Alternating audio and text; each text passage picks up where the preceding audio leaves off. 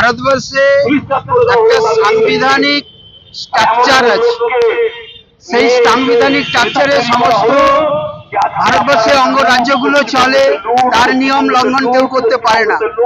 যে বিলটা সংবিধানে পার্লামেন্ট থেকে পাস হয়ে আসে, সেই বিল উনি অবমাননা করতে পারেন না।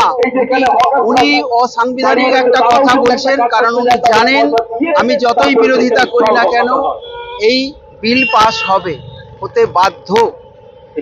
এটা উনি বলছেন কারণ উনি যে রাজনৈতিক দলের নেত্রী, সেই রাজনৈতিক দলের যারা কর্মীরা আছে তাদেরকে উদ্বুদ্ধ করার জন্য, তাদেরকে আরো একটু আবেগ দেখাবার জন্য উনি কথা বলছেন, কিন্তু জানেন উনি যে এই বিলগুলো পাস হবে।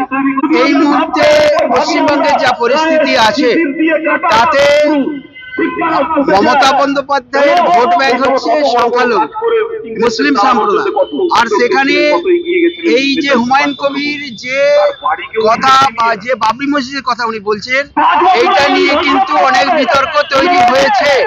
যদি উনি রাজ্যের মুখ্যমন্ত্রী বা শাসক হয়ে যদি এটা মদত দেয়, তাহলে মুসলিম সম্প্রদায়ের মধ্যে ভাগাভাগি হবে। উনি চাইছেন না এই পরিস্থিতিতে কোনো রকম বিভাজন হোক, কারণ এমনি পরিস্থিতি খারাপ আছে। এই এসআইয়ের ফলে বহু ভোটারের নাম কাটা যাবে। উনি জেনে গেছেন যে উনি এবারে আর থাকতে পারবেন না, তাই উনি চাইছেন যতটা সংখ্যালঘুদের পক্ষে কথা বলে এই কন্ট্রোভার্সিটা না করে যতটা পরিবেশ শান্ত রাখা যায়। বলেছেন ঠিকই, কিন্তু আবার এটাও বলেছেন যে আমি ওখান থেকে সিটে লড়বো এবং আমি জিতে আবার জামাই আদরে ওই দলেই ফিরে যাব, মাননীয় মুখ্যমন্ত্রী আমাকে ডেকে নেবেন। তো এখানে একটা কনফিউশন তৈরি করে দিচ্ছে, আমরা ক্লিয়ার হচ্ছি না, সাধারণ পাবলিক ক্লিয়ার হতে পারছে না যে উনি যেটা মুখে বলছেন সেটা আসলে করবেন কিনা।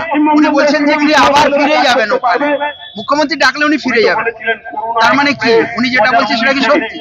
বলছে না, এটা পাবলিককে ধোঁকা দেওয়া হয়েছে।